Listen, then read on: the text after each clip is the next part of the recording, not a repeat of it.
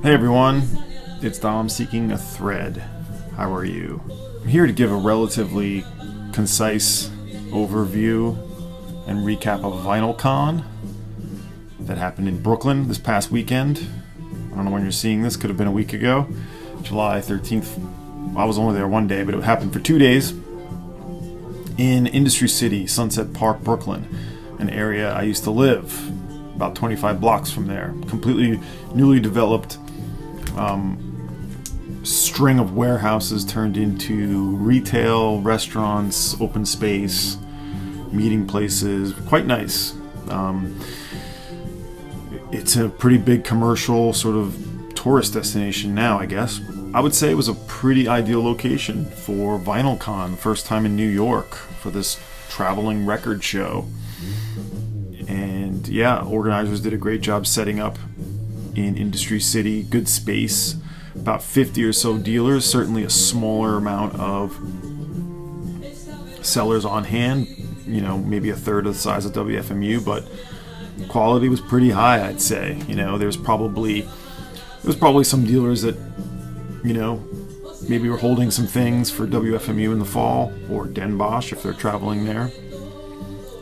But I didn't have a hard time spending my budget, which was much smaller than I would have brought to WFMU, but it was actually decent enough where I could buy some nice stuff. I bought 9 records, and there's even a 10th one here I'll tell you about. So I was only there Saturday. I came down and stayed in my old home, my childhood home on Long Island Friday night with my sister. Scrambled into Brooklyn the next morning, coming from a closer part of Long Island, only about a 30 or 40 minute train ride. Took the bus down, by the way, all by myself. Had a good time watching Stunty's live stream on that bus ride, by the way. And it was Saturday night, the night the Knicks would end up clinching the NBA championship in San Antonio, so the city was abuzz. The World Cup was happening. Brazil was playing out at Giant Stadium that day, so the city was just a madhouse that day. Very, very, very full of excitement, energy, a lot going on. It was a pleasure to meet up with a bunch of VC folks. I spent a good chunk of the day hanging out with Chris, the Groove Seeker, Arnaldo, Fidelio's Frequency, Mike, who doesn't make videos but is certainly an esteemed collector. Hey Joe, we saw later on. So Joe with Analog Archive, only talked to him for a little bit. Will Pop Vinyl. Will was at WFMU this past fall, and he started making videos. I'll link to some of these channels below. I know Joe with Analog Archive has already made a recap. Good to see Mike Notes and Tones for a little while, talk with him. There's enough dealers that, or a healthy amount that you could kind of go through everything at your own pace. Not too crowded, great DJs. Edan, who made one of my favorite records, bar none, great hip-hop psychedelic classic called Beauty and the Beat. He was spinning records, and amazingly at that, a lot of great 45s. Definitely had the place, you know, bobbing their head.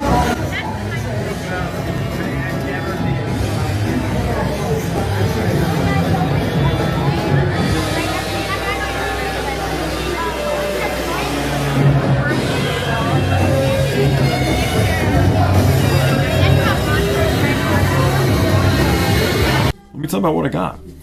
You know, like I said, there was a smaller amount of deals altogether, but some of these you'd see at WFMU. Maybe all of them are there, if I remember correctly. There were certainly some that were kind of more maybe just private collectors who were trying to sell some things. There was definitely some dealers that had like a less curated type of selection, just kind of a little bit of odds and ends with some things to be found. But some of the big ones were there. Human Head, of course. I have a few records from Human Head. First one, I sort of bided my time. I didn't buy anything for a couple of hours. I kind of had a good look around, but I eventually came back around to Jordan, Stony Creek Records. Nice dude, really always has some killer jazz. A lot of it is more sort of, a bunch of it is more sort of the traditional stuff or the more classic stuff, the prestigious blue notes, that kind of thing. Not that I wouldn't be looking for some of that. In fact, one of these actually qualifies. But he also has some more outer, fringe stuff. But I really like Jordan, good dude. And this will be the third time I've bought stuff from him over the last 2 WFMU fairs I had. So he had one I was specifically looking for. And for a while I was talking to Billy. Yes, Billy Jones. And he had this record for me at some point. We just didn't end up making it work out. But in any case, ended up getting it from Jordan. Brute Force. One of the more rare records you see on the Embryo, the Atlantic subsidiary. You don't see turn up too often. It's sort of a jazz rock, jazz funk, psychedelic, but jazz-ish. Sonny Chirac is on here, along with Stanley Strickland, Teddy Daniel Jr. Actually, I'm just realizing, is that the Ted Daniel? We'll have to insert that here. Richard Daniel on electric piano. It does say Ted Daniel playing trumpets, by the way. Sidney Smart drums. Robert A. Jones. Conga drums. Russell L. Ingalls. And it's funny that they only add that Sonny Chirac joins the above on guitar. It's funny how he's not really listed there. And if I'm correct, I don't know that he's actually pictured here. None of these guys quite look like Sonny. Correct me if I'm wrong out there, but one and only record. There's another band called Brute Force that was an American novelty single, pop singles artist who had made some very rare records for the Apple label. One of them called The King of Pho. Look that up. That's called Brute Force too. This is a different Brute Force. As I said, on the Embryo label.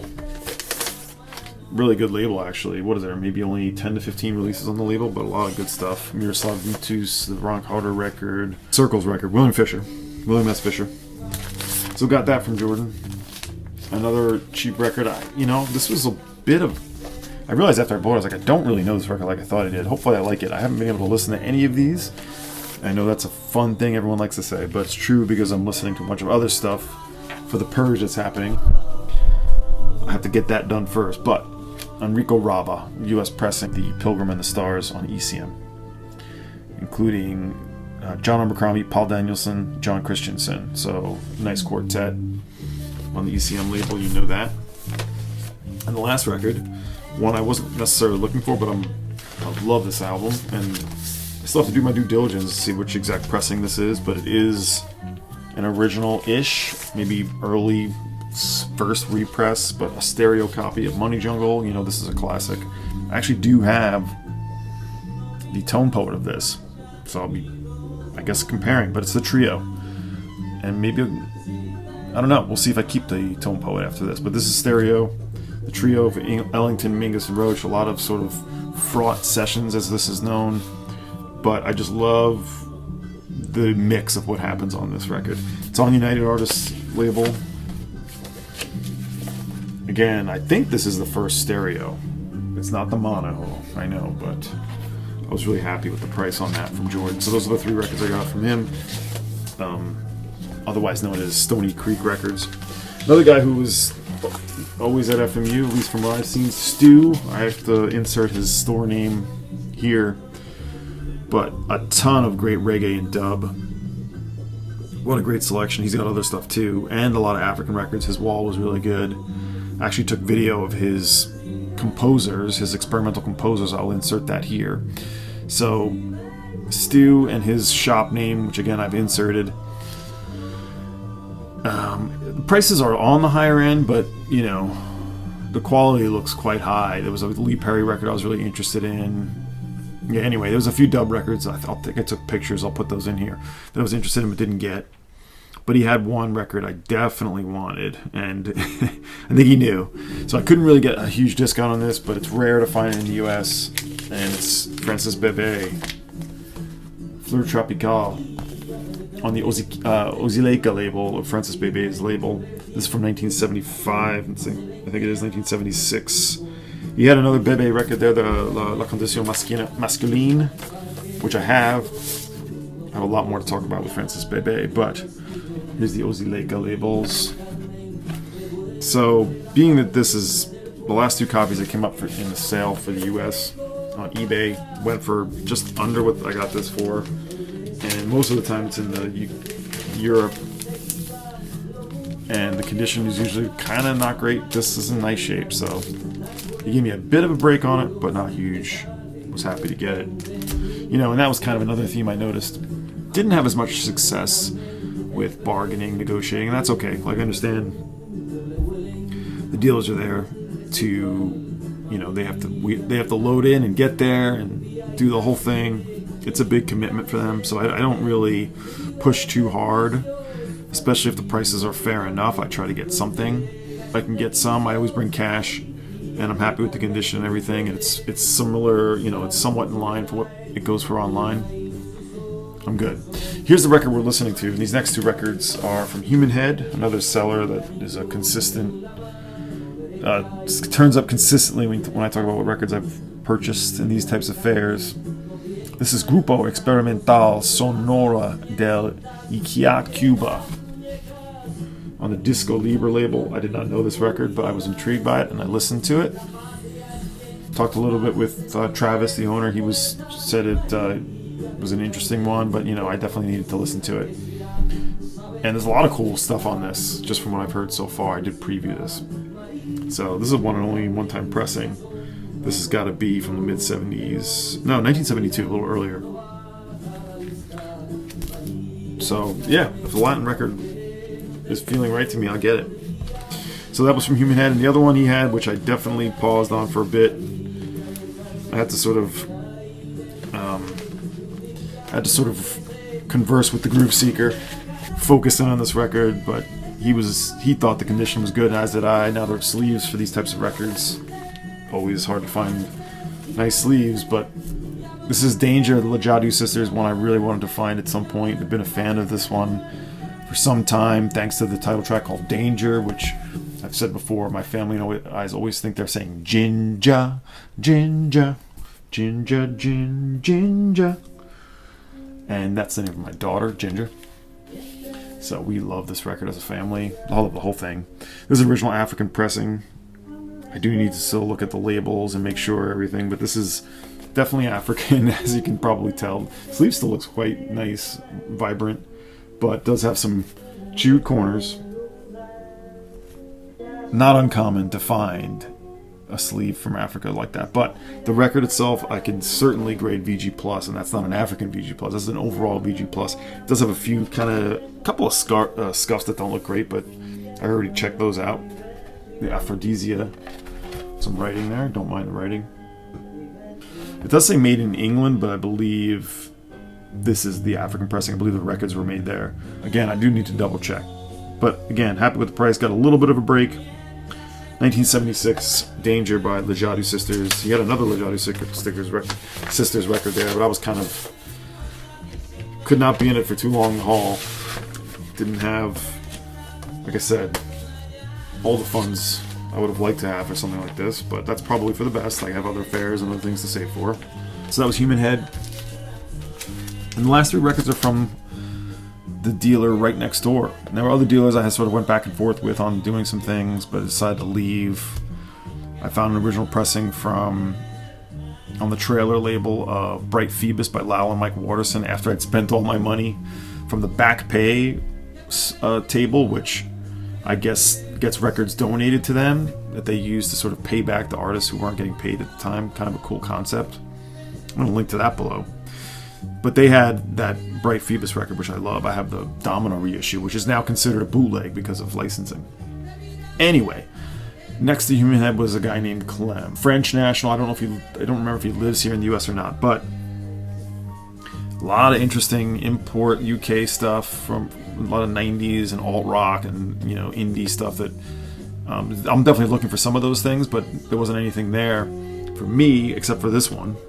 But he had a small section of like UK early 70s folk and psychedelic with some interesting stuff in there. There was actually like 4 or 5 titles overall I would have loved to have, but couldn't. So these first 2 I got together, and then the last one was a separate buy. I got a EU pressing of Tortoise, the classic Tortoise record. Millions Now Living Will Never Die. Actually, I'm selling it now if anyone's interested. But with the original insert, I had a more recent Thrill Jockey reissue on splattered silver and blue vinyl from like maybe 4 or 5 years ago. This is the City Slang European original, so not on Thrill Jockey, but I'm good with it. Custom labels. I'm pretty sure it's going to sound great. Obviously a classic. If you don't know it, you should. If anyone's been meaning to get it and wants my reissue, check in. So a good price for this. It's not an expensive original. It's from the 90s. They made a fair amount of these. It's Tortoise's most notorious record, along with TNT, I guess. The other one he had, I immediately wanted. I never see this guy, specifically in the U.S., and this is the 1965 Davy Graham Mono Folk Blues and Beyond. Awesome folk guitarist from the UK. I don't remember where he's specifically from. Probably says here. Decca original. Awesome. Great price for it. You just wrote on here UK stereo. Mono first on these Decca labels. Great shape. Some marks, they don't look to be an issue. So very happy to get that. Just never see this here. These are the kind of things I go for if I can. So that's where I was at, and I kind of had spent most of my cash. I had a little bit in PayPal, and there was something that this guy Clem had that I did not want to leave behind. So I had to do some finagling with my PayPal. As I said, I was out of cash. Another UK folk record, this one a little more on the psychedelic side, but not entirely out there. And I'd had the bootleg reissue of this. There's no official reissues. Another one on Decca, the Decca Nova series, the Jan Dukes de Grey Sorcerer, or Sorcerers, from 1971. I'll look on the label. Fantastic, acid folk, but a little less on the acid. Stunning record, great sleeve. It's in excellent shape. Look how vibrant it is. This is the stereo. Yeah, this is a stereo. There's a stereo and mono edition at this time. Let me show you the Decca stereo labels. 1969, not the 70s. They have another record that's called like Of Mice and Men or something like that. That definitely gets a little more far out. And I had the bootleg reissues of both of those. Those are now gone. I wouldn't mind finding that. But Clem gave me a fair price and was able to send him some PayPal. And we worked it out, made it happen. Good price, really good, really fair, absolutely fair. Got it done. Thanks Arnaldo for kind of the assist there. And really happy. I was gonna leave it, and I'm like, nah, I should save. And then I was like, nah, I shouldn't. And I mean, it's not the most rare record ever, at all, but just to see it here in New York was awesome. And I already know I like it so much because I had it and blew the reissue out of town. So awesome. That's everything I got during the course of the sort of end of the day. After we got lunch and everything, we were kind of hanging out there. Most of us had slowed down, but we're still looking.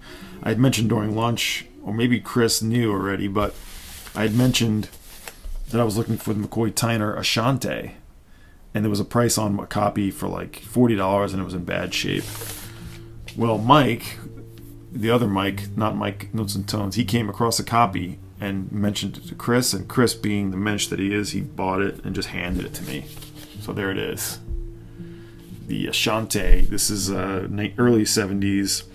McCoy Tyner, Andrew White, Buster Williams, Billy Hart, Ted Dunbar, Mtume. Awesome to get this. It's on the Black Bee. I believe this is the first pressing, but no matter. I know it came out right around those time of the labels being that design. So Chris, you're a guy. What a guy you are. Thank you so much for that. So that was a freebie, little bonus. I won't forget.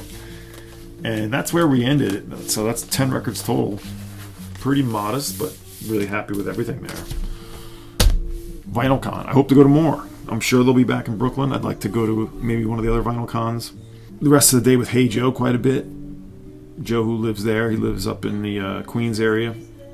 We went to another record shop in in Red Hook, just called like Records or something, which was fun. I didn't take any video or anything of that. We didn't buy anything there, but a really interesting store in Red Hook, Brooklyn. And I had to get back and take a bus. I went back to Ithaca the same day, 9 o'clock p.m. While the city was gearing up for that Knicks game. I took a bus back to Ithaca, got home at like 1:15 a.m. So sort of turn and burn, sort of whirlwind tour, but awesome time at Vinyl Con. Great to see everybody. Hope you enjoyed all that stuff and footage. I got 2 different vinyl absorptions coming up. One of them being the mid-year review with the heavies. So that's it. Hit me with questions, concerns, thoughts. If you were at VinylCon and I didn't see you or we didn't talk, hope you had a good time. Looking forward to more. Looking forward to the record fairs in the fall. All right, that's it, everybody. Peace.